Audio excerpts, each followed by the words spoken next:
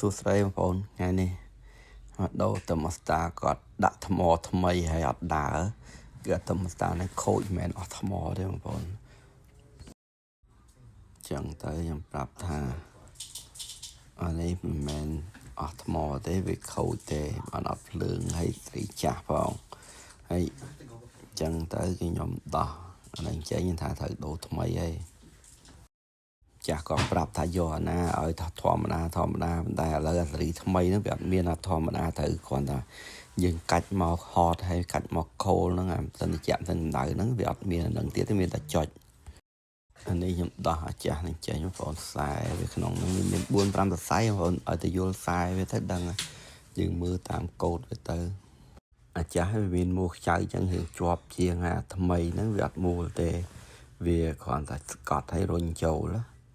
ប៉ុន្តែដល់ជួនកាលវាអាចអលងអត់សូវដិតអីចឹងដែរអានេះខ្ញុំដោះស្ទះវាបែកស្ទះវាជា2ព្រោះស្ទះហ្នឹងមានអាក្នុងមួយអាក្រៅមួយអាក្រៅហ្នឹងគាត់ cover ដូចជាងបែកផោងធំឬក៏ដូចឃើញថ្នាំវាលាបអគ្រប់ឯណាវា cover ពីលើដើម្បីលុបអស់ផោងអានេះខ្ញុំចាប់វាអស់មាននិយាយទៅអាពួកហ្នឹងអា Honeywell ហ្នឹងរុនដែលគេមូលហ្នឹងវាច្រើនដូចគ្នាទេផោងវាហ្នឹងក្រុមហ៊ុនវាចេះអាប់ដេតទៅហ្នឹងហើយរបស់ដែលនេះចាស់ស្រួលប្រើហ្នឹងវាលែងធ្វើមកហើយវាធ្វើអារីថ្មីហ្នឹងរៀងពិបាកប្រើដល់ពេលចឹងត្រូវការចុចនិយាយចាស់គាត់ចូលចិត្តតែកាច់មកកាច់បើកមិនសិនជាក់មិនកម្ដៅបើកកង្ហាអញ្ចឹងវាស្រួលដល់ពេលឥឡូវវាលែងចេញអញ្ចឹងវាចេញឲ្យចុចម្ដង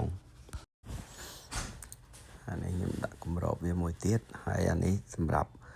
ចាប់ខ្សែវាភ្ជាប់ជាមួយណាតឺម៉ូស្តាហ្នឹងឥឡូវខ្ញុំរុញអាខ្សែដែរវាមកខាងក្រៅសិន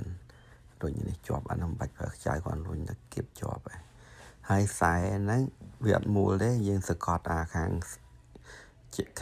វាទៅហើយរុញខ្សែហ្នឹងបញ្ចូលប្រឡែងមកវិញវាជាប់ហើយនឹងអាខ្សែចាស់ហ្នឹងវារៀងវាចដោយសារមូលវិសចឹងខ្ញុំត្រូវពលាវាថងវិញដើម្បីរុញចូលក្នុងអាហ្នឹងហើយនេះខ្ញុំរុញវាចូលអស់នៅសល់ខ្សែហាចុងក្រោយគេហើយបិទអាហ្នឹងបិទឲ្យវាជិតទេវាអត់ជិតទេកងអាតឺម៉ូស្តាហ្នឹងរុញតឺម៉ូស្តាចូលបិទអាស្ទះមួយហ្នឹងខាងក្រោម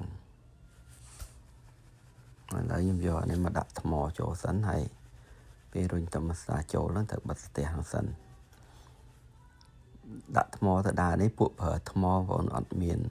ប្រើភ្លើងពីអា unit មកទេព្រោះសិនជាអស់ថ្មហ្នឹងវាបញ្ជាមិនសិនជាអត់បានទេហើយនឹងគឺកន្លែងចុចបិទបើកអីហ្នឹងគឺចុចទាំងអស់អត់មានកាច់ដោយអាស្រីមុនទេចាស់គេសុំថាដោយអាស្រីកាច់ចុះកាច់ឡើងហ្នឹងវាលែងមានទៅអានេះហើយបងប្អូនប៉ុណ្ណឹងគ្រាន់តែ set up វាទៅគ្រាន់បញ្យល់វាប្រើតិចតួចប៉ុន្តែរៀងនៅវិញដែរណាបងប្អូនវាដូរទៅលើដូរទៅក្រោមអញ្ចឹងណាអរគុណច្រើនបងប្អូនកុំភ្លេចជួយ like ជួយ share វីដេអូនេះផងបាយ